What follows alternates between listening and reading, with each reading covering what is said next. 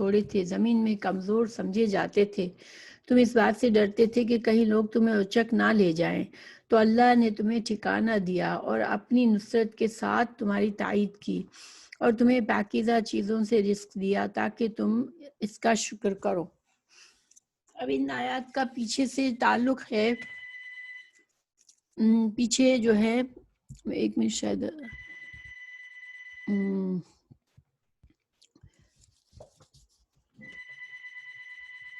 Okay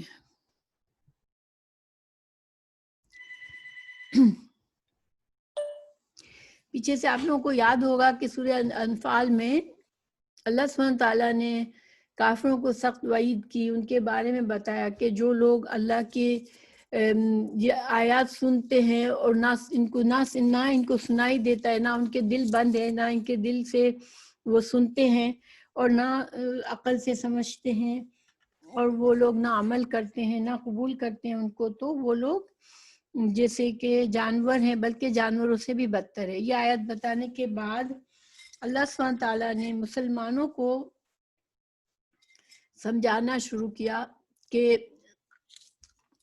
مسلمانوں کی اصلاح کی آیات آئی، مسلمانوں کو سمجھایا گیا کہ تم کو کیا کرنا ہے۔ تو بتایا آیت 24 میں فرمایا کہ تم جو ہو وہ یا ایھا الذین آمنوا استجیبوا للہ وللرسول، کہ تم اللہ اور اللہ کے رسول صلی اللہ علیہ وسلم کی دعوت کو لبیک کہو، اور کیونکہ اسی میں تمہاری زندگی کا سامان ہے۔ یعنی کہ یہ سمجھایا گیا کہ جو انسان کے دنیا اور آخرت کے فائدے ہیں وہ سارے کے سارے کس چیز میں ہے کہ انسان اللہ کا فرما بردار بن جائے، کیونکہ وہی خالق ہے اور اسی کے ہاتھ میں ہمارے تمام معاملات ہیں اور وہی اسی کے سامنے ہمیں ایک دن جمع ہونا ہے۔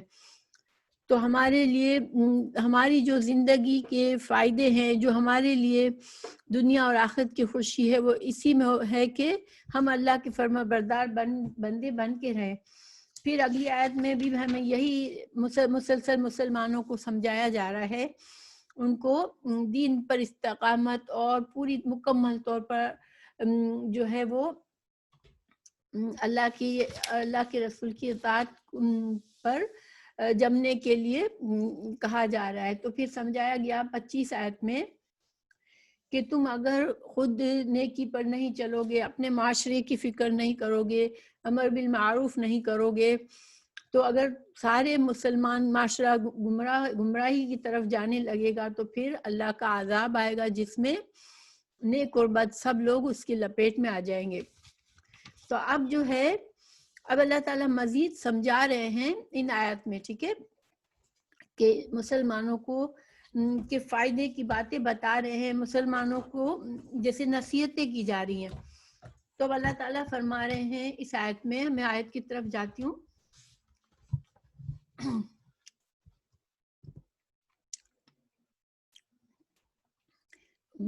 آیت نمبر 26 ہے، وَاذْكُرُوا یاد کرو، وَاذْكُرُوا یہ جمع ہے یا واحد ہے؟ وَاذْكُرُوا صرف ٹیکسٹ میں لکھے تو زیادہ جلدی ہوگا، جیسے پہلے آپ لکھتے تھے صرف جیم لکھ دیں یا اس طرح سے، وَاذْكُرُوا تو یاد کرو۔ اوکے، کس چیز کو یاد کرو؟ یاد کرو جب کہا جاتا ہے نا قرآن میں، تو یہ کسی پیچھے کی ماضی کی طرف جانے کے لیے کہا جاتا ہے کہ تم اپنی اس حالت کو یاد کرو جب کیا تھا، اس حالت میں کون سی حالت تھی؟ جب انتم تھے تم، قلیل بہت تھوڑے تھے تم تعداد میں، مستضعفون یہ ضعف سے ہے، ضاد عین فا ضعف، اس کا ہم اردو میں بھی استعمال کرتے ہیں ضعیف۔ ضعیف کس کو کہتے ہیں؟ کمزور آدمی کو۔ تو مستضعفون تو سین اور تا اس میں ہے، تو سین اور تا سے کیا یہاں مطلب نکلے گا؟ سین اور تا آپ کو پتہ ہے کہ کوئی خاص مطلب دیتا ہے، تم کو طلب ہوتی ہے بالکل، لیکن یہاں پر یہ طلب جو ہے کے بجائے یہ ہمیں ایک اشارہ مل رہا ہے کہ مسلمان کبھی بھی کمزور نہیں ہوتا. جو اللہ کی طرف آ جاتا ہے, جو ایمان لے آتا ہے, وہ کبھی بھی کمزور نہیں ہوتا. لیکن چونکہ کافروں کی تعداد زیادہ تھی, ان کے پاس زیادہ وسائل تھے, ان کے پاس زیادہ دنیاوی قوتیں تھیں, تو وہ زبردستی مسلمانوں کو اپریس کر رہے تھے. ٹھیک ہے, مسلمانوں کو ان کے دین کی وجہ سے ان پر اتنا دباؤ ڈال رہے تھے کہ وہ دب کر رہے. تو یہ جو تھی, یہ اس میں اشارہ ہے کہ مسلمان خود سے کمزور کبھی بھی نہیں ہوتا. ٹھیک ہے, لیکن جب تک اس کا دین مضبوط ہے, ایمان مضبوط ہے, وہ ہمیشہ ایک کافر کے مقابلے میں, بلکہ کئی کافروں کے مقابلے میں مسلمان مضبوط ہوتا ہے.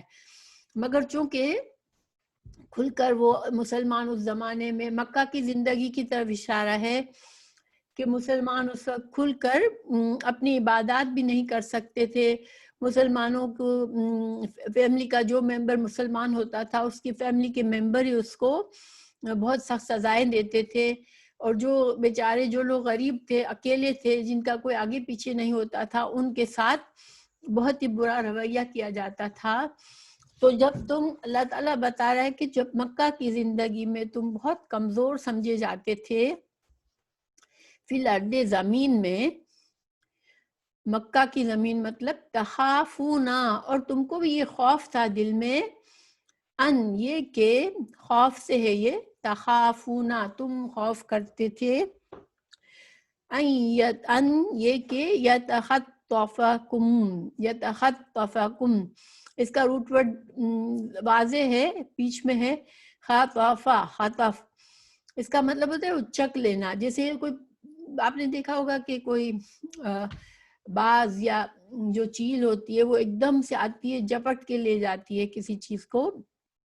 تو یہی مسلمانوں کی حالت کو بتایا جا رہا ہے کہ مسلمانوں کو, تم کو, تمہارے دلوں میں, جو کہ وہ بہت زیادہ زیادتی پر اترے ہوئے تھے مشرکین کعبہ, مشرکین مکہ, تو تم اس حالت میں تھے جیسے تم کو خوف تھا کہ کب تم کو اچک لیا جائے. یتخطفکم, تم کو کب اچک لیا جائے, یعنی کہ تمہاری زندگی ختم کر دی جائے, یا تمہیں تمہارے گھر سے, تمہاری چیزوں سے, تمہاری ہر چیز سے تمہیں اس سے محروم کر دیا جائے. تو یتخطفکم الناس, لوگ جو ہیں, تم کو ڈر لگتا تھا کہ یہ لوگ جو ہیں, جو تمہاری دشمنی پہ تلے ہوئے, وہ تم کو اچک نہ لے جائیں دنیا سے. فآواکم, تو پھر آوا ہوتا ہے پناہ دینا, پس, آواکم, تم کو, یہ کتنے الفاظ ہیں, فآواکم, تو تم کو جائے پناہ دی, اور یا پھر پس جائے پناہ دی تم کو. وَأَيَّدَكُمْ, ماشاءاللہ, وَأَيَّدَكُمْ, اور تمہاری مدد کی. ید سے ہے ہاتھ. دیکھیں, کوئی چیز انسان مدد کے لیے کسی چیز کو, جیسے سپوز کوئی کام کر رہا ہے, اس کے ساتھ ہم شامل ہو جاتے ہیں, تو گویا ہم اپنے ہاتھوں کو استعمال کرتے ہیں نا, اس کو ہاتھ دینا. اردو میں بھی جیسے کہتے ہیں ذرا ہاتھ دینا, یعنی مطلب کیا ہوتا ہے, ذرا مدد کرنا. تو ایدکم, تو تمہاری تائید کی, اور تائید کا لفظ بھی اردو میں اسی سے آتا ہے کہ تمہاری تائید کی, تمہاری مدد کی. بِنَصْرِهِ, اللہ نے تمہاری اپنی, نصر ہی ضمیر کہاں جائے گی, اللہ کی طرف, کہ اللہ نے اپنی مدد سے تمہاری تائید کی. وَرَزَقَكُمْ, اور اللہ نے تم کو رزق دیا, مِنَ الطَّيِّبَاتِ, پاکیزہ چیزوں میں سے. طیبات واحد ہے یا جمع ہے, اس کو ہاں جمع ہے, ماشاءاللہ. اس کو اگر واحد کرنا ہو تو ہمیں کیا کرنا پڑے گا, طیبتن, اس تا کو سمیٹ کر گول کرنا پڑے گا, اور اس الف, اس حمزہ کو ہٹانا پڑے گا, یا ایک زبر لگانا پڑے گا, طیبتن. تو من الطیبات، ماشاء اللہ، لعلکم، تاکہ تم، تشکرون، تاکہ تم شکر کرو. اب اس آیت کو ہم تھوڑا سا ڈیٹیل میں دیکھتے ہیں. اس آیت میں جو ہے اللہ سبحانہ تعالیٰ نے مسلمانوں کو کچھ نعمتیں بھی یاد دلائی. دیکھیے بعض اوقات ایک سمجھانے کا انداز ہوتا ہے، انسان کسی کو سمجھانا چاہ رہا ہوتا ہے تو اس کو کچھ اچھی چیزیں یاد دلاتا ہے کہ دیکھو تمہارے لیے، تمہارے پاس یہ ہے، دیکھو تم کو اللہ نے یہ نعمت دی ہے، اللہ نے یہ نعمت دی، اللہ نے تم کو یہ نعمت دی ہے، تو تم اللہ کی نافرمانی کے کام نہ کرو. تو انسان نعمتیں بتا کے اس کو ڈراتا ہے. تو یہاں پر اللہ سبحانہ تعالیٰ اسی اسلوب سے مسلمانوں کو سمجھا رہے ہیں کہ تم یاد کرو اپنا وہ وقت مکہ کی زندگی. اب اس کے دو معنی کیے گئے، اس کے دو تفسیر کی گئی ہیں. ایک یہ کہ مکہ میں جب رسول اللہ صلی اللہ علیہ وسلم نے کو نبوت دی گئی تو بہت تھوڑے لوگ مسلمان ہوئے تھے، اور ان کو بھی جو قریش کا جو مشرکین جو تھے انہوں نے اتنا زیادہ ان کے اوپر دباؤ ڈالا تھا، اور اتنا زیادہ انہوں نے مخالفت کی تھی کہ ان کو جان مال کا خطرہ پڑ گیا تھا.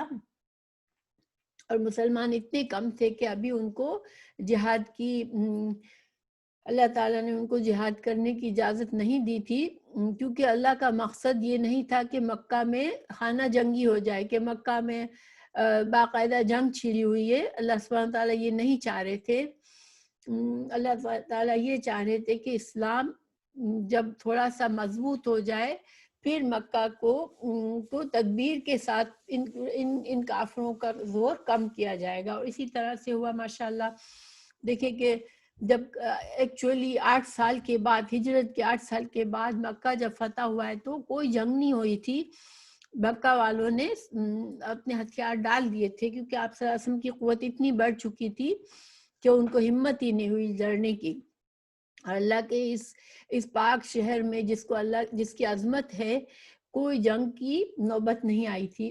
تو اسی وجہ سے مسلمانوں کو صرف صبر کی تلقین کی جاتی تھی، اور مسلمان ساری تکلیفیں برداشت کر رہے تھے اور صبر سے اپنے دین پر چلنے کی کوشش کرتے تھے. چھپ چھپ کر عبادات کرتے تھے، نہ کھل کر عبادت کر سکتے تھے، نہ بہت سے لوگ اپنا ایمان چھپائے ہوئے تھے، کیونکہ ایمان کا اظہار بھی کرنا اپنی جان گنوانے کے برابر تھا. تو اللہ سبحانہ تعالیٰ مسلمانوں کو اب یہ آیات جب نازل ہوئی، جب مسلمانوں کو سمجھا رہے ہیں کہ دیکھو تم اتنی کمزور حالت میں تھے، تو اللہ تعالیٰ نے تم کو ہجرت مدینہ کی اجازت دی، اور پھر مدینہ والوں کے دلوں میں تمہاری محبت ڈالی، تو تمہاری تعداد بھی بڑھ گئی، بہت لوگ مسلمان ہو گئے. پھر تم بہت کمزور تھے، خوف زدہ تھے، تو اللہ تعالیٰ نے بدر میں تم کو اتنی اسٹرانگ قسم کی، اتنی عظیم تم کو فتح نصیب کی کہ تمہارا ڈر دشمنوں کے دل میں ہو گیا. بدر سے پہلے تک مدینہ میں بھی مسلمان بہت خوف کی حالت میں تھے، کیونکہ ابھی پھر بھی ظاہر ہے کہ کافروں کی سارا جزیرہ عرب کافروں سے بھرا ہوا تھا، مشرکین سے بھرا ہوا تھا، اور یہ چھوٹی سی ریاست تھی مسلمانوں کی. تو آپ صلی اللہ علیہ وسلم خود بھی کافی محتاط رہتے تھے. تو لیکن جب جنگ بدر کے بعد مسلمانوں کا خوف لوگوں کے دلوں میں آ گیا کہ نہیں، یہ تو اب یہ دین، اس کو ہم اب نہیں روک سکتے، اور یہ لوگ بہت مضبوط طاقت بن چکے ہیں. تو اللہ تعالیٰ اسی طرح اشارہ فرما رہے ہیں کہ تم کمزور تھے، اللہ نے تمہیں نصرت دی، اور تم فقر اور تنگ دستی کی حالت میں تھے، کیونکہ جب ہجرت ہوئی تو یہ لوگ اپنا سب کچھ مکہ میں چھوڑ کر بس جان بچا کر مدینہ آ گئے تھے. پھر اللہ تعالیٰ، اللہ کے پیارے رسول صلی اللہ علیہ وسلم نے اخوت قائم کی مدینہ میں مہاجرین اور انصار کی. اور اللہ نے مہاجرین جو انصار تھے، مدینہ کے انصار کا مطلب ہوتا ہے مددگار، تو ان کو یہ ٹائٹل اس لیے ملا کہ اللہ نے ان کے دلوں میں اتنی محبت ڈال دی، ایمان کی وہ قوت ڈال دی کہ انہوں نے اپنے گھر، اپنی دولت، اپنا مال ہر چیز شیئر کرنے کے لیے تیار ہو گئے، اور جو اخوت آپ صلی اللہ علیہ وسلم نے قائم کی تھی، تو ہر فیملی کو دوسری فیملی سے کا جیسے اخوت میں جو رشتہ اخوت میں جوڑا تھا، بھائی چارگی کا جو رشتہ ہوتا ہے، تو انہوں نے ہر طرح سے اپنے ذمے جو فیملی تھی اس کی مدد کی. اور اللہ تعالیٰ نے پھر چونکہ جب بدر میں فتح ہوئی تو ان کی بہت سا مالی غنیمت ہاتھ آیا، بہت سے قیدی پکڑے گئے جن کو دے کے فدیہ حاصل کیا.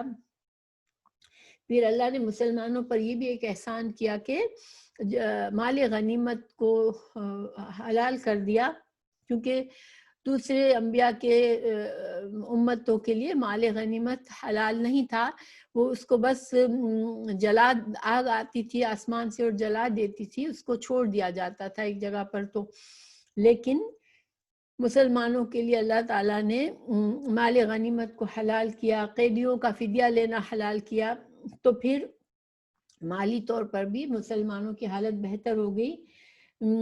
تو اللہ تعالیٰ نے ان کو پاکیزہ رزق دیا، اور پاکیزہ رزق سے یہی مطلب ہے کہ مال غنیمت حلال کر کے اس کو پاک کر دیا. اگر حرام ہوتا تو پھر وہ پاک نہیں ہوتا مسلمانوں کے لیے، لیکن اس کو پاک کیا، حلال کیا، اور مسلمانوں کو اس سے فائدہ ہوا. تو یہاں پر 4 چیزوں کا ذکر ہے، 4 انعامات اللہ نے بتائے. ایک تو انصار صحابہ کے دلوں میں وسعت ڈال دی اللہ نے، تو انہوں نے اپنے گھر کھول دیے مہاجرین کے لیے. اور نمبر 2، مسلمانوں بے گھر ہو کر آئے تھے تو ان کو ٹھکانہ ملا. پھر بدر میں جنگ عظیم سے ان کو فتح اور مال غنیمت نصیب ہوا. اور جیسے کہ میں نے کہا کہ قیدیوں کا فدیہ بھی اللہ تعالیٰ نے ان کو لینے کی اجازت لی، جس سے بھی بہت زیادہ مال جمع ہوا. تو اب یہ ساری نعمتیں تم کو دی اللہ نے. دوسری جگہ دوسرے طریقے میں یہ بھی بتایا گیا کہ ان کی تعداد کو بڑھایا اللہ نے، ان کی کمزوری اور خوف کو دور کیا، ان کی تنگ دستی کو ختم کیا، اور ان کو رزق میں برکت دی. تو پھر اب یہ سب بتا کے اللہ تعالیٰ فرما رہے ہیں کہ لعلکم تشکرون، تاکہ تم شکر کرو. دیکھیں شکر کیا ہوتا ہے؟ یہ احساس کہ میں واقعی میں مجھے اللہ نے یہ نعمتیں دی ہیں، ٹھیک ہے. اور جب یہ احساس آئے تو پھر انسان کیا کرے؟ اللہ کے سامنے جھک جائے، اللہ کا مکمل فرما بردار ہو جائے. کیونکہ نعمت کا شکر یہی ہوتا ہے کہ انسان اس نعمت کا حق ادا کرے. تو ان ساری نعمتوں کا حق یہی تھا کہ وہ ان کی نسبت اللہ کی طرف کی جائے کہ اللہ نے ہمیں یہ سب دیا ہے، اور پھر اللہ اس کے بدلے میں انسان اپنی اطاعت میں اور بھی مضبوط ہو جائے. اور صحابہ کرام نے واقعی میں اس کا ثبوت دیا کہ انہوں نے اپنی جان مال سے، یعنی کہ پوری طرح سے انہوں نے اپنے آپ کو اللہ کے حوالے کیا اور ہر قربانی دی دین کے لیے. اسی آیت کا ایک اور تفسیر یہ بھی کی گئی ہے کہ یہ جو ہے وہ جب جاہلیت کا دور تھا، اس وقت عربوں کے پاس کچھ بھی نہیں تھا، دنیا بھر میں ان کی کوئی اہمیت نہیں تھی. تو اس وقت اللہ نے جب اسلام آیا تو اسلام کی وجہ سے ان کو عزت اور شان دی، اور یہ خلافت اور بادشاہت ملی ان کو.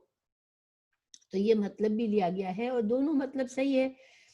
ظاہر ہے کہ خود حضرت عمر فاروق جو تھے، وہ جب فلسطین کی فتح ہوئی تو وہاں کے جو پادری تھے، جو رومن تھے، انہوں نے کہا کہ ہم اس شہر کی چابی مسلمانوں کے خلیفہ کے ہاتھ میں دیں گے. تو پھر حضرت عمر کو مدینہ سے آنا پڑا. تو جب حضرت عمر فاروق آئے تو بہت سادگی سے آئے تھے. ان کے کپڑوں پر سفر کے دھبے تھے. سفر میں ظاہر انسان کی مٹی لگتی ہے کپڑوں پر، اور صرف ایک ملازم کے ساتھ اپنے تھے. تو کچھ مسلمان جو وہاں پر تھے فلسطین میں، جو خالد بن ولید اور کچھ اور لوگ، انہوں نے آگے بڑھ کر حضرت عمر فاروق کو جیسے کہ تنقید کی کہ آپ یہ کیسے حلیے میں آئے ہیں، جبکہ یہاں کے دیکھیں بادشاہ کتنے شان سے ہوتے ہیں. تو یہ تو آپ نے اچھا نہیں کیا، تھوڑا کچھ اچھے کپڑوں سے آتے. تو حضرت عمر فاروق جو تھے وہ بہت ناراض ہوئے، کہنے لگے ہم کو تو اسلام، ہم تو فقیر تھے، اللہ نے اسلام کے ذریعے ہم کو عزت دی، تو تم اب اس عزت کو ان کی طرح شان و شوکت کو عزت کا ذریعہ سمجھتے ہو کہ اگر میں شان و شوکت سے آتا تو عزت ہے. تو بہرحال مجھے الفاظ پورے یاد نہیں ہے لیکن یہ واقعہ مشہور ہے. تو اللہ سبحانہ تعالیٰ نے اب خلاصہ یہی ہے کہ نعمتوں کا شکر کرو. نعمتوں کا شکر یہی ہے کہ انسان اللہ کے حوالے کرے اپنے آپ کو، انسان اللہ کا فرما بردار بن جائے. اور یہ سلسلہ پیچھے سے چلا رہا ہے، جیسے کہ میں نے آپ کو بتایا کہ پچھلی آیت میں سے ہی اللہ تعالیٰ نے جب کافروں پر تنقید کی کہ وہ جانوروں سے بھی زیادہ برے جانور ہیں یہ، تو پھر اللہ تعالیٰ نے مسلمانوں کو ایلیویٹ کیا، مسلمانوں کی شان بڑھانے کی، اور ان کو نصیحت فرمائی کہ تم کو اللہ نے اعلیٰ کیا ہے، اور تم اللہ کا شکر گزار بن کے تم اپنی عظمت کو بڑھاتے رہو. پھر اگلی آیت ہے یا ایھا الذین آمنو، اے لوگوں جو ایمان لائے ہو، لا تخونو، خیانت نہ کرو. خون خواہ واو نون، خون کا مطلب ہوتا ہے کمی کرنا، ٹھیک ہے. یعنی ہم خیانت کو سمجھتے ہیں اردو میں بھی کہ اگر جیسے کسی کو کوئی کام سونپا جائے، کسی کے پاس کوئی چیز رکھی جائے وہ اس کو خراب کرے، یا مال پیسہ دیا جائے وہ اس پیسے میں کمی کر دے، رکھنے کے لیے دیے امانت اس میں خیانت کر لے. لیکن خیانت کا مطلب جو ہوتا ہے وہ بہت وسیع ہوتا ہے. کسی بھی معاملے میں حق سے کمی کرنا خیانت ہوتا ہے. جو حق ہے وہ پورا کرو کسی بھی چیز کا، ٹھیک ہے. تو لا تخونوا، نہ تم خیانت کرو اللہ کی، رسول اور رسول صلی اللہ علیہ وسلم کی. تو یہ اس کا کیا مطلب ہوا کہ تم اللہ اور اللہ کے رسول کے ساتھ خیانت انسان کیسے کر سکتا ہے؟ آپ لوگ سوچ سکتے ہیں کہ یہ خیانت کس قسم کی ہو سکتی ہے. کیونکہ اللہ سبحانہ تعالیٰ، ہم نے لا الہ الا اللہ پڑھا، اللہ نے ہمیں پناہ دی، اللہ نے ہمیں اسلام دیا، اسلام کی نعمت دی، اور ہمیں جنت کا وعدہ کیا کہ اگر ہم جو ہیں وہ دنیا میں اللہ کے فرما بردار ہو کر گزاریں گے زندگی تو ہمیں اللہ سبحانہ تعالیٰ آخرت میں بھی بہترین زندگی دے گا. تو پھر جب ہم نے لا الہ الا اللہ محمد رسول اللہ کا دل سے اقرار کیا، زبان سے اقرار کیا، تو گویا اب اس کا حق کیا ہے کہ ہم اپنے اعمال سے، اپنے رویے سے، اپنے معاملات سے بھی اس کا حق ادا کریں، ٹھیک ہے. ورنہ اگر ہم نہیں کرتے تو پھر کیا ہے، ہم خیانت کر رہے ہیں کہ ہم نے وعدہ تو کر لیا لا الہ الا اللہ کا، لیکن ہم اس وعدے پر عملی طور پر پوری طرح سے قائم نہیں ہوتے. کیونکہ لا الہ الا اللہ کا مطلب ہی یہی ہے کہ اللہ کے سوا کوئی بھی معبود نہیں ہے. تو معبود کیا ہوتا ہے کہ جو تمہیں پیدا کرے، جو تمہارا مالک ہے، جو تمہارا خالق ہے، جو تمہارے معاملات کا مدبر ہے، اور جو تم کو اون کرتا ہے، جو تم اس کے بندے ہو، تمہاری حیثیت ایک غلام کی ہونی چاہیے اللہ سبحانہ تعالیٰ کے سامنے کے، اور رسول اللہ صلی اللہ علیہ وسلم کے احکامات کے سامنے کے. تمہیں جو کہا جائے تم بالکل فوراً بغیر چو چرا کے سمعنا واطعنا کرو، سن لو بات اور پھر اطاعت کرو. اس کے سوا مسلمان کو کوئی اور تیسرا چوائس نہیں ہے یا دوسری چوائس نہیں ہے کہ میں نے تو سن تو لیا لیکن یہ مسئلہ ہے، مجھے وہ مسئلہ ہے، مجھے یہ مسئلہ ہے. نہیں، دین میں سمعنا واطعنا کرنا ہے. تو اگر انسان نہیں کرتا تو پھر وہ کیا کرتا ہے، وہ خیانت کرتا ہے. تو یہاں پر بتایا گیا کہ اللہ اور اللہ کے رسول کی خیانت نہ کرو، یعنی کہ تم کو جو بھی دین میں احکامات دیے گئے ہیں، جو بھی حلال حرام کہا گیا ہے، جو کرنے کو کہا گیا، جو نہ کرنے کو کہا گیا، سب پر پوری طرح سے مکمل اطاعت کرو. اگر نہیں کیے تو وہ پھر خیانت ہے. تو اس آیت کا ایک شان نزول بھی بتایا جاتا ہے. تو اس میں یہ شان نزول میں یہ ہے کہ یہ بخاری میں واقعہ ہے، مسلم میں بھی ہے کہ جب مکہ میں آپ صلی اللہ علیہ وسلم 8ویں ہجری میں جب آپ صلی اللہ علیہ وسلم جو تھے وہ ایک معاہدے میں تھے قریش کے ساتھ، اور انہوں نے معاہدے کو بار بار توڑا، تو پھر اللہ کے حکم سے آیا کہ بھائی اب آپ بھی اب اس وعدے کو توڑ دے، اب آپ بھی پابند نہیں ہے، کیونکہ انہوں نے اپنے معاہدے کی خلاف ورزی بار بار کی ہے۔ تو پھر آپ صلی اللہ علیہ وسلم نے ارادہ کیا مکہ پر چڑھائی کرنے کا، اور یہ بات بالکل پرائیویٹ رکھی تھی، کسی کو نہیں بتانا چاہ رہے تھے۔ کیونکہ آپ صلی اللہ علیہ وسلم نہیں چاہتے تھے کہ وہ لوگ بھی تیاری کر کے جنگ کریں اور مکہ میں ایک جنگ چھڑ جائے، کیونکہ مکہ ایک پاکیزہ زمین ہے، اللہ تعالیٰ کا حرم کی حرمت ہے۔ آپ صلی اللہ علیہ وسلم چاہ رہے تھے کہ جب ہم بالکل قریب پہنچ جائیں اور یہ ہمارے لشکر کو دیکھے اور بس صلح کر لے، تاکہ ہتھیار ڈال لے، تاکہ مکہ میں کوئی بلڈ شیڈ نہ ہو۔ تو یہ پلاننگ تھی، لیکن ایک صحابی کے خود تو ہجرت کر کے آ گئے تھے، ان کے بیوی بچے مکہ میں تھے۔ اب اس کو یہ ہوا کہ میرا تو کوئی بڑا خاندان نہیں ہے اور مکہ والے میرے بیوی بچوں کے ساتھ اچھا سلوک کریں گے، اگر میں مکہ والوں کو فیور کروں گا۔ تو انہوں نے ایک قاصد ایک بڑی عورت کو ایک خط لکھ کر دے دیا کہ آپ صلی اللہ علیہ وسلم مکہ کی پر چڑھائی کرنے کی تیاری کر رہے ہیں۔ اب یہ بہت بڑا جرم تھا، ایک طرح سے غداری تھی، لیکن وہ مسلمان تھے، وہ مخلص مسلمان تھے، بدر میں بھی شامل ہوئے تھے، اور بدری صحابہ کی بہت بڑی قدر و منزلت تھی۔ لیکن بس ایک انسان ہے نا، انسان کبھی غلبے میں آ جاتا ہے، جذبات کے غلبے میں آ گئے کہ میری بیوی بچوں کا کیا ہوگا، مکہ پر چڑھائی کریں گے، آپ صلی اللہ علیہ وسلم میں یہاں ہوں، آپ صلی اللہ علیہ وسلم کے ساتھ جاؤں گا، تو وہ لوگ میرے بیوی بچوں پر کہیں زیادتی نہ کر بیٹھے۔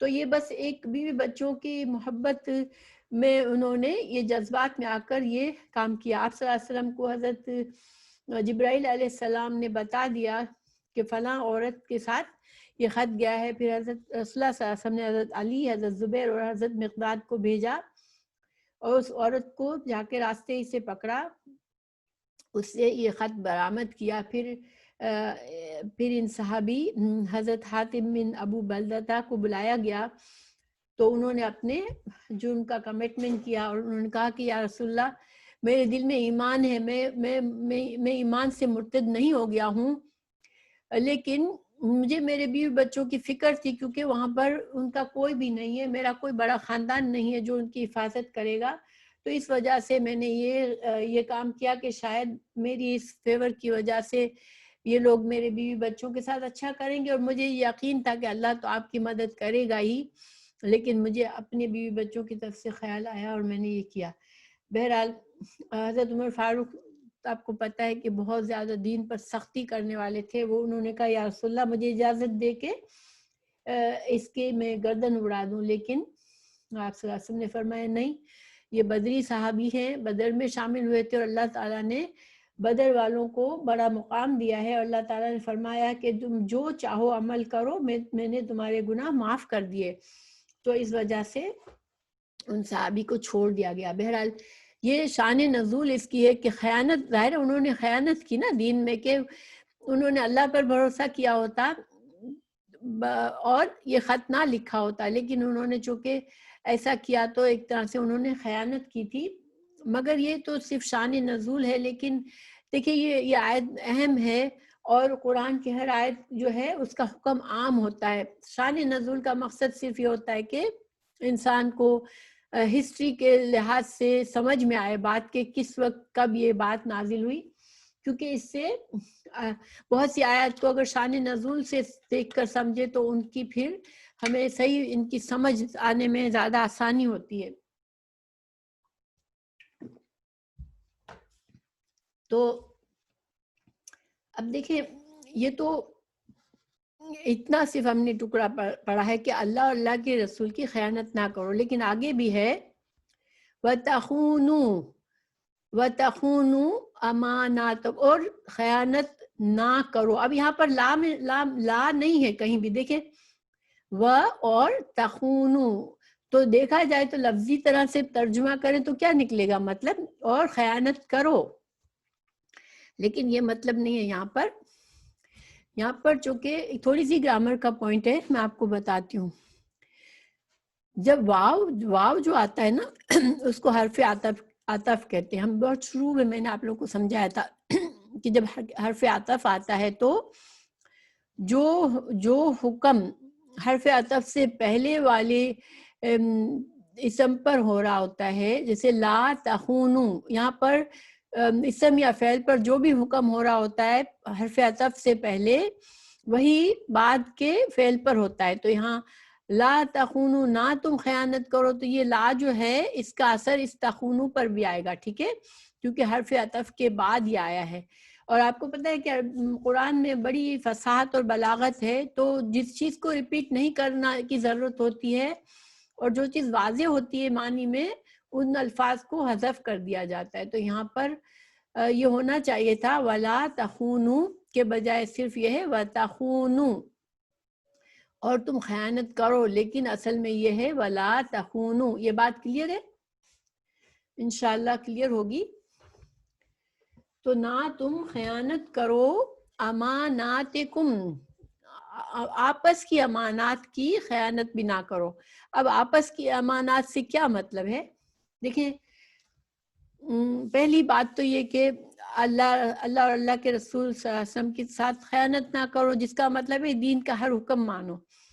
لیکن ہمارے دین میں حقوق اور فرائض ہیں، ہر رشتے کے، ہر تعلق کے، کیونکہ مسلمان جو ہے وہ معاشرے میں رہتا ہے، کہ انسان اکیلا نہیں سروائیو کرتا، وہ ایک معاشرے کا فرد ہوتا ہے. تو ہر مسلمان جو ہے اس کے کچھ رشتے ہوتے ہیں، جیسے مثال کے طور پر نکاح بھی ایک رشتہ ہے اور اس میں بھی حقوق و فرائض ہے. اسی طرح ہمارے والدین کے ساتھ ہمارا رشتہ ہے تو حقوق و فرائض ہیں.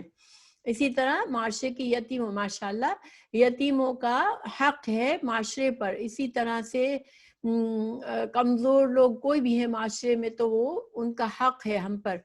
تو حقوق و فرائض جو ہے وہ اللہ سبحانہ تعالیٰ نے ہمیں سارے واضح کر دیے. سارے رشتوں کے حقوق اور فرائض ہمارا دین ہمیں سمجھاتا ہے.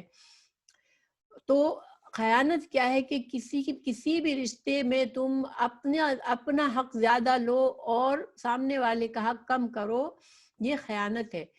تو انسان تو اپنے نفس کو سمجھا لیتا ہے کہ مجھے اس طرح سے میں تو صحیح ہوں، میں نے جو کیا اس میں کوئی غلطی نہیں کی، مگر اس کا نفس اسے ڈائریکٹ کر رہا ہوتا ہے. اگر انسان اللہ کے قانون کے تحت اگر اپنے آپ کو رکھے تو ہر رشتے میں بیلنس ضروری ہے. اگر انسان جہاں مضبوط ہوتا ہے، طاقتور ہوتا ہے، تو کمزور کو دبا لیتا ہے اور سمجھتا ہے کہ نہیں، میں تو چونکہ میرے پاس یہ ہے مال، تو یہ میرا حق ہے کہ میں کمزور کے ساتھ یہ سلوک کروں. یا معاشرے کے بڑے لوگوں کو یہ ہوتا ہے کہ ہماری تو ایک حیثیت ہے تو ہم کمزوروں کے ساتھ اس طرح سے کر سکتے ہیں. مگر نہیں، اللہ سبحانہ تعالیٰ کے نزدیک ہر انسان کی حیثیت ہے، ہر انسان کا حق ہے، ہر انسان کے اوپر کچھ ذمہ داریاں ہیں. تو ہم کو اللہ تعالیٰ نے یہ بہت بڑا حکم ہے اور اس کی بہت زیادہ گہرائی ہے اس میں، کہ تم اپنے تمام معاملات میں انسانوں کے ساتھ بھی نہ ان کے مال میں خیانت کرو، نہ ان کے حق میں خیانت کرو، نہ کسی طرح سے ان کے ساتھ خیانت کرو. تو اس کے لیے بہت ڈرنے والی حدیث بھی ہے. مجھے حدیث کے ایگزیکٹ الفاظ ابھی میرے ذہن میں نہیں ہے، مگر صحیح حدیث ہے، بخاری میں، مسلم میں ہے یہ حدیث، کہ آپ صلی اللہ علیہ وسلم نے فرمایا کہ تم میں سے کوئی بھی جنت میں نہیں داخل ہوگا جب تک کہ تمہارے آپس کے معاملات کے حساب ہو جائیں گے. تمہارے آپس کے جو بھی خیانت ہوئی، جو حق تلفی ہوئی، اس کا حساب ہو جائے گا اور قصاص ہو جائے گا. قصاص کیا ہوتا ہے؟ تم نے جس کے ساتھ جو بھی کمی کی، اب تم کو وہ کمی کو پورا کرنا ہے. تو اب صحابہ نے کہا یا رسول اللہ، ہم کیسے اب اس کمی کوتاہی کو پورا کریں گے؟ ہمارے پاس تو کچھ بھی نہیں ہوگا اس وقت.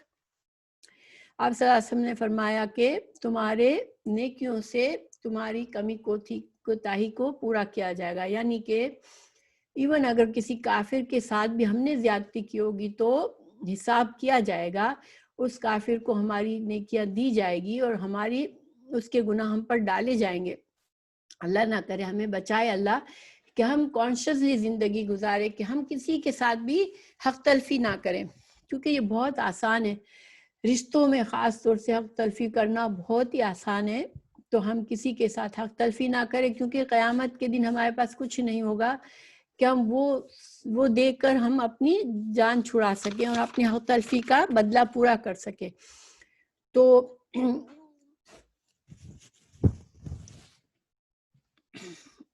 پھر ایک حدیث بھی ہے، اور بھی اللہ کے پیارے رسول صلی اللہ علیہ وسلم نے فرمایا کہ 3 چیزیں ایسی ہیں جس شخص میں موجود ہوں گی وہ ان کے ساتھ ایمان کی حلاوت پا لے گا. نمبر 1، جسے اللہ اور اللہ کے رسول صلی اللہ علیہ وسلم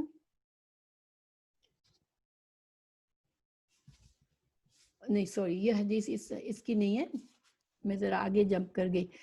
بہرحال یہ اس سے اگلی حدیث کا ہے، لیکن اس کے بارے میں جو ہے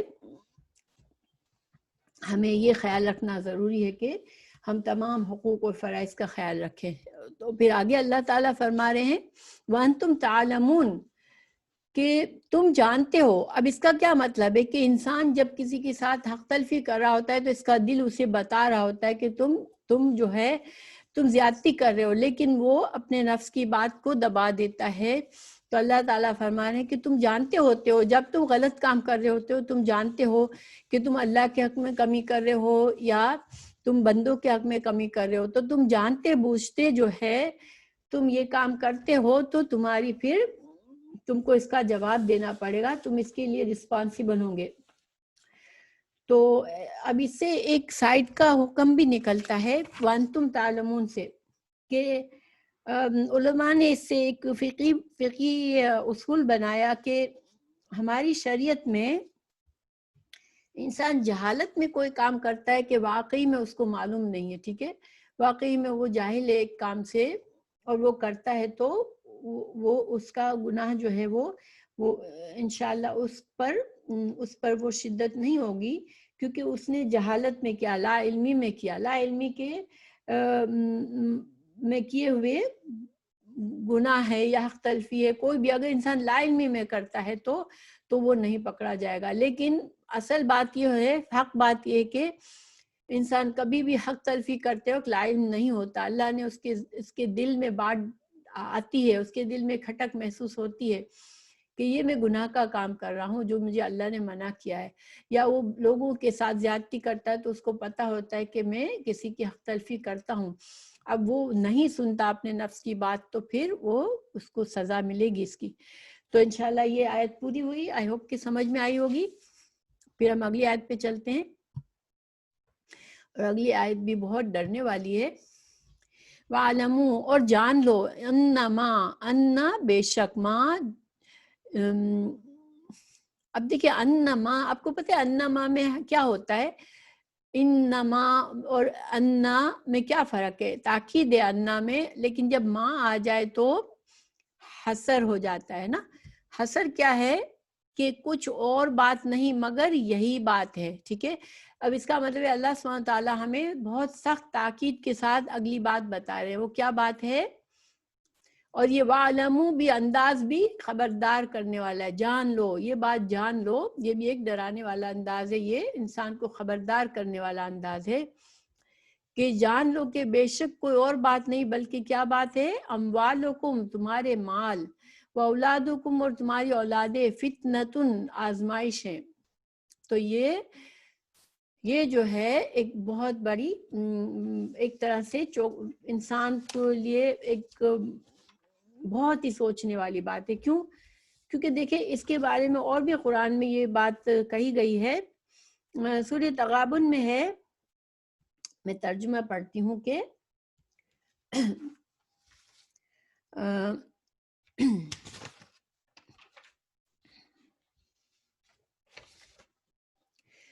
اے ایمان والو، تمہارے بعض بیویاں اور بعض بچے تمہارے دشمن ہیں، خبردار ان سے ہوشیار رہنا. اب یہاں بیویوں کا ترجمہ کیا ہے؟ ازواج زوج کو کہتے ہیں، اور زوج کا مطلب ہوتا ہے شوہر یا بیوی دونوں، یعنی کہ شوہر کے لیے بیوی، بیوی کے لیے شوہر، دونوں ہو سکتے ہیں، ٹھیک ہے؟ کہ تمہارے شوہر اور بیوی اور تمہارے بچے جو ہیں وہ تمہارے دشمن ہیں بعض اوقات، تو ان سے ہوشیار رہو۔ پھر آیت تغابن کے دوسری آیت ہے 15ویں، بلا شبہ تمہارا مال اور اولاد تو آزمائش ہے، اور اللہ ہی کے ہاں تم بڑا اجر ہے۔ اور اسی طرح دوسری جگہ پر اللہ تعالیٰ نے فرمایا سورہ انبیاء میں، وَنَبْلُوكُمْ بِالشَّرِّ وَالْخَيْرِ فتنہ، کہ ہم تمہیں پرکھنے کے لیے برائی اور بھلائی سے آزماتے ہیں۔ گویا کہ اللہ جب مال دیتا ہے، اولاد دیتا ہے، تو یہ ایک آزمائش ہوتی ہے۔ پھر اللہ تعالیٰ نے سورہ منافقون میں فرمایا آیت نمبر 9 میں، یا ایھا الذین آمنوا لا تلہکم اموالکم ولا اولادکم عن ذکر اللہ من یفعل ذلک فاولئک هم الخاسرون۔ اے مومنو، تمہارے مال اور اولاد تم کو اللہ کی یاد سے غافل نہ کر دے، اور جو کوئی ایسا کرے گا تو وہی لوگ خسارہ اٹھانے والے ہوں گے۔ اور اسی طرح سورہ تغابن کا میں نے بتا دیا آپ کو۔ تو یعنی کہ دیکھیں یہاں پر کتنی جگہوں پر اللہ تعالیٰ نے انسان کو ہوشیار کیا ہے۔ مال اور اولاد سے کیوں ہوشیار کیا؟ دیکھیں پہلی بات کہ مال اور اولاد کے لیے بعض اوقات انسان حرام کام کر جاتا ہے، جیسے مال حاصل کرنے کے لیے حلال حرام کی پرواہ نہیں کرتا۔ اسی طرح اولاد کی خواہشات پوری کرنے کے لیے بعض اوقات حلال حرام کا خیال نہیں کرتا۔ اسی طرح جو ہے اولاد اور مال کی محبت میں اتنا انسان گرفتار ہو جاتا ہے کہ وہ اللہ کے ذکر، اللہ کی یاد سے غافل ہو جاتا ہے۔ تو بعض اوقات انسان خود دین پر چلنا چاہ رہا ہوتا ہے، لیکن اس کے جو فیملی ممبرز ہوتے ہیں وہ اس کو کسی اور طرف لے جانا چاہتے ہیں۔ تو یہ سارے خطرات ہوتے ہیں۔ اصل میں مال اور اولاد دونوں اللہ کی بڑی نعمتیں ہیں، ٹھیک ہے، لیکن ہر نعمت میں آزمائش ہوتی ہے۔ تو اس نعمت کو ہم، اس مال اور اولاد کو نعمت کیسے بن سکے گی کہ انسان فرسٹ آف آل اپنے مال کو حلال ذریعوں سے کمائے اور حلال ذریعوں میں صرف کرے، اس اللہ کی نافرمانی کے کام اپنے مال سے نہ کرے، جو اللہ نے اسے مال دیا اس کو خیر کے کاموں میں استعمال کرے۔ دوسرا، اپنی اولاد کی پرورش شروع سے اس طرح سے کرے کہ وہ دین پر چلنے والے ہوں، اور اولاد کی ایسی خواہشات جو اس آدمی کو یا عورت کو ناجائز کام پر مجبور کرتی ہے، ان خواہشات کو پورا نہ کرے۔ تو انشاءاللہ اگر ہم اولاد کی تربیت اور مال کی اخراج سے اللہ کا بہت قربی حاصل کر سکتے ہیں، اچھے ذریعوں سے مال کما کر اچھے ذریعوں میں استعمال کر سکتے ہیں، صدقہ کر سکتے ہیں، اور یہ سارے اجر و ثواب کمانے کے ذریعے ہیں۔ تو گویا مال ایک طرف سے نعمت بھی ہے، اور مال ایک طرف سے آزمائش بھی ہے اگر اس پر ہم نے احتیاط نہ کی۔ اسی طرح اولاد جو ہے، نیک اولاد انسان کے مر جانے کے بعد بھی اس کے لیے ثواب جاریہ بنتی ہے۔ تو یعنی کہ بہت بڑی بڑی نعمتیں ہیں، لیکن ہر نعمت میں اس کی آزمائش ہوتی ہے، اس لیے انسان یہ خیال رکھے۔ ایک منٹ،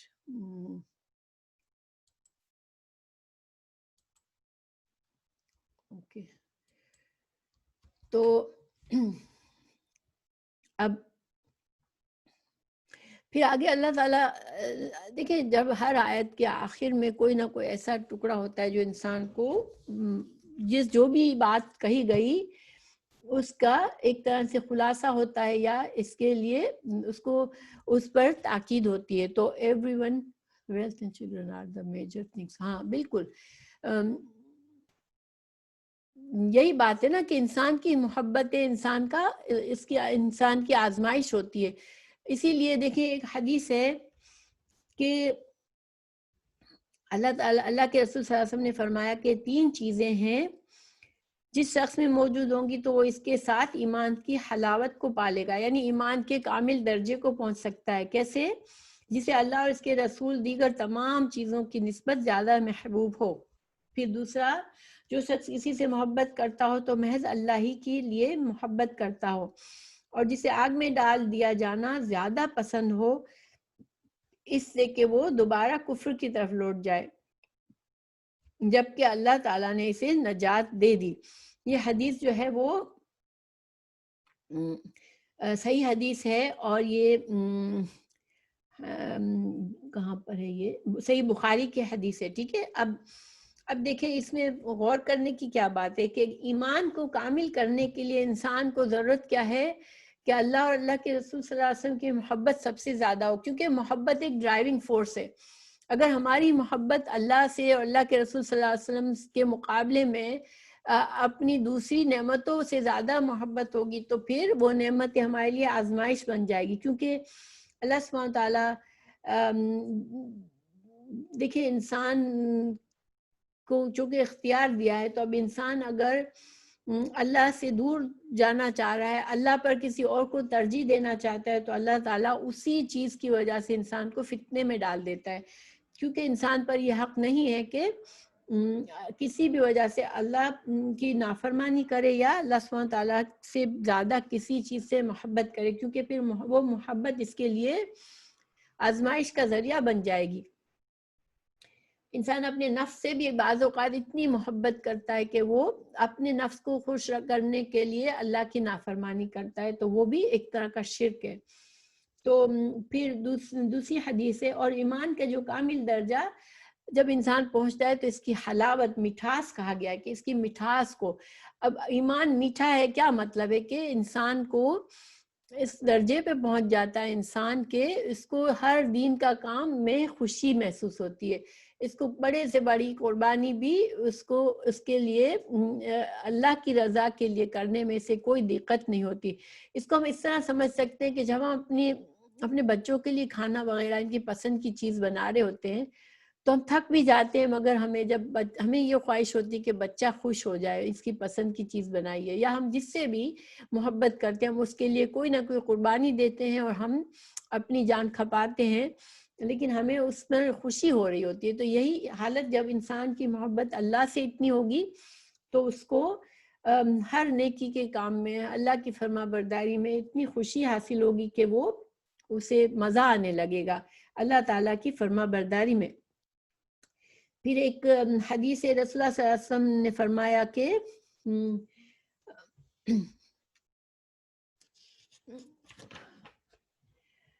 اس ذات کی قسم جس کے ہاتھ میں میری جان ہے، اس وقت تک تم میں سے کوئی مومن نہیں ہو سکتا جب تک اسے اپنی جان، اپنی اہل و عیال اور اپنے مال سب لوگوں سے بڑھ کر مجھ سے محبت ہو۔ اب دیکھیں یہ ایمان کا حصہ بنایا گیا۔ اب آپ صلی اللہ علیہ وسلم کو کوئی یہ نہیں تھا کہ ایک طرح سے ایک تو انسان کے اندر ایگو ہوتا ہے کہ اپنی انا کے لیے وہ چاہتا ہے کہ مجھے سب سے زیادہ پریفر کرو، ٹھیک ہے۔ یہاں پر انا کا معاملہ نہیں ہے۔ آپ صلی اللہ علیہ وسلم ہمیں کیا بتا رہے ہیں کہ اگر مجھ سے محبت تم کرو گے ہر چیز سے زیادہ تو پھر میری اطاعت بھی، ظاہر محبت کے ساتھ انسان کو اطاعت بھی اچھی لگتی ہے، جس سے محبت ہے اس کے طریقے پر چلنا، اس کی بات کو ماننا۔ تو تم کو اگر مجھ سے سب سے زیادہ محبت ہوگی تو ہی تمہارا ایمان جو ہے وہ صحت مند رہے گا، ورنہ تمہارا ایمان کوئی مومن نہیں ہے، اس سے کیا مطلب ہے کہ تمہارا ایمان پھر ناقص ہوگا اگر ایسا نہیں ہوگا تو الحمدللہ ہمارا یہ آج کا یہ لیسن یہیں پہ ہم ختم کریں گے۔ حالانکہ 29 آیت بھی میں نے دی ہے، شاید کیا ٹائم ہوا ہے، ٹائم ہو چکا ہے۔ 29 آیت بھی اہم ہے بہت، تو انشاءاللہ ہم اس کو اگلے ہفتے اگلے لیسن کے لیے چھوڑ دیتے ہیں تاکہ اچھی طرح سے سمجھ سکیں۔ تو اللہ سبحانہ تعالیٰ سے دعا ہے کہ دیکھیں یہ معمولی باتیں نہیں ہیں، یہ ہمارے بہت غور و فکر کی باتیں ہیں، کیونکہ یہ ہمارے ہر روز کی زندگی میں ہمیں یہ فیصلے کرنے پڑتے ہیں کہ میں اللہ کی بات مانوں، کہ میں اپنے دل کی بات مانوں، یا میں اپنے پیاروں کی بات مانوں۔ چھوٹے چھوٹے فیصلے بھی ہوں تو ہم کانشیسلی کریں کہ ہم اللہ کی بات ہر چیز سے آگے رکھیں انشاءاللہ۔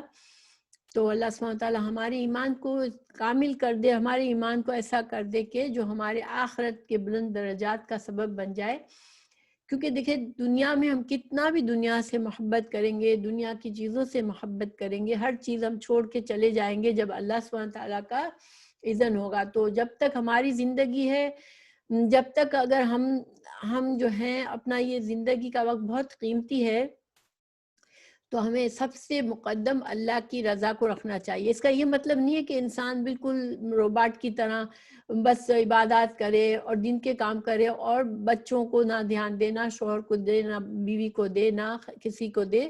یہ مطلب نہیں ہے.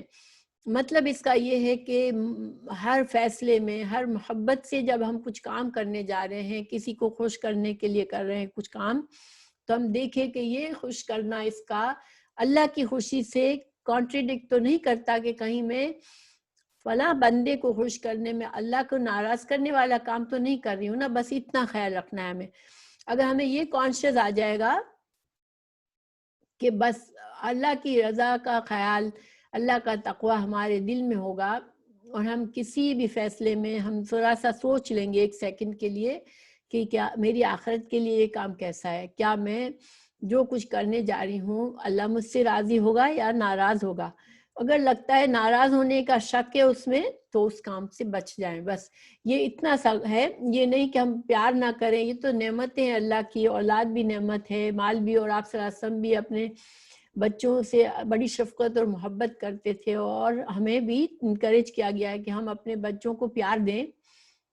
تو بچوں کا پیار، بچوں سے پیار کرنا، فیملی کے لیے خیال رکھنا، یہ ساری عبادات کی طرح ہے، ساری چیزوں کا اجر ہے. مگر کبھی غلط کام کے لیے انسان راضی نہ ہو جائے ان کی وجہ سے. بس یہ اتنا سا مطلب ہے. مگر یہ عملی طور پر بہت بڑی آزمائش ہے. تو اللہ سبحانہ تعالیٰ ہمیں کوئی ایسی آزمائش میں نہ ڈالے جو ہمارے لیے مشکل ہو اور ہمارے ایمان کو خراب کرنے والی ہو. اور اللہ سبحانہ تعالیٰ ہمیں ہمیشہ اچھے کاموں کی میں محبت دے کے ہم خوشی خوشی سے ہم اچھے کام کریں. تو دیکھیں یہ کام، کچھ کام ایسے ہوتے ہیں جس میں کوئی شک ہی نہیں ہے کہ یہ اچھے کام ہے جس سے اللہ ہم سے راضی ہوگا. اس میں سے سب سے بڑا کام یہ ہے کہ ہم اللہ کی کتاب کو سمجھنے کی کوشش کر رہے ہیں، اور اس کے لیے ہم اپنی جو بھی مصروفیات ہیں ان کو پیچھے رکھ کے ہم بیٹھتے ہیں یہاں پر. اور اللہ سبحانہ تعالیٰ نے ہمارے لیے آسانی بھی کی ہے کہ ہم اپنے اپنے گھروں میں بیٹھ کے کر رہے ہیں. تو انشاءاللہ ایسے دین کے کاموں میں خوشی سے شامل ہوں. اور ہر یعنی کسی کوئی ایسا بات آ جائے کہ اس کی وجہ سے ہمیں قرآن سے رکنا پڑ رہا ہے، تو پھر اپنے آپ کو ضرور سوچنے کا موقع دے کہ کیا میں کہیں ایسی چیز کو تو ترجیح نہیں دے رہی جو کہ میری آخرت کو خرابی کرنے والی ہے، صرف اس لیے کہ میں کوئی اور خوشی چاہ رہی ہوں اور اللہ کی خوشی کو میں پیچھے تو نہیں چھوڑ رہی ہوں. باقی ہمارا دین بہت ہی بیلنس ہے. ہمیں اللہ سبحانہ تعالیٰ کا دل میں ڈر ہے تو پھر انشاءاللہ ہم ہر کام کو اچھی طرح کر سکتے ہیں، اور ہم ہماری محبتیں اسٹرونگ کر سکتے ہیں سب سے. مگر سب سے بڑی اسٹرونگ محبت اللہ سے اور اللہ کے رسول صلی اللہ علیہ وسلم سے، اور ایمان کی فکر کرنا یہ مسلمان کے لیے بہت ضروری ہے. ٹھیک ہے، کیونکہ ہمارا ایمان ہی ہماری آخرت کے لیے کامیابی کا ذریعہ ہے. تو اللہ تعالیٰ ہم سب کو، ہماری اولادوں کو خاص طور سے اللہ تعالیٰ ہماری اولادوں کو ہدایت دے اور ان کو بھی گمراہی سے بچا لے. آئندہ نسلوں کو بھی اللہ سبحانہ تعالیٰ اپنا فرما بردار بنائے کہ ہم دین کو سربلندی کے ذریعہ بنیں انشاءاللہ، اور ہم دین میں اچھے کام کریں. تو کسی کو کچھ پوچھنا ہے؟ الحمدللہ یہ تو کلیئر ہے. صحیح ہے. کسی کا کوئی سوال ہو، کوئی بھی کامنٹ ہو تو ضرور کرے. میں ریکارڈنگ کو بھی اسٹاپ کر دیتی ہوں.